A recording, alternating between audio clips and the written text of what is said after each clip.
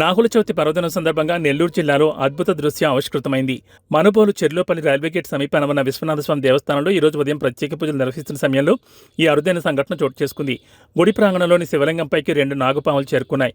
పూజ జరుగుతుండగానే ఆ 2 నాగుపాములు శివలింగంపై పడగ విప్పి కొద్దిసేపు అలాగే నిల్చుని ఉండడాన్ని భక్తులు చూసి ఆశ్చర్యపోయారు. నాగుల చవితి రోజున శివలింగంపై సాక్షాత్తు నాగుపాములు పడగ విప్పి కనిపించడం దైవఘటనగా భక్తులు భావించారు. ఈ అద్భుత దృశ్యాన్ని తిలకించడానికి చుట్టుపక్కల ప్రాంతాల నుంచి అధిక సంఖ్యలో భక్తులు ఆలయానికి చేరుకున్నారు. ఈ సంఘటన ఆలయ ప్రాంగణంలో భక్తిభావాన్ని, ఆధ్యాత్మిక వాతావరణాన్ని మరింత పెంచింది.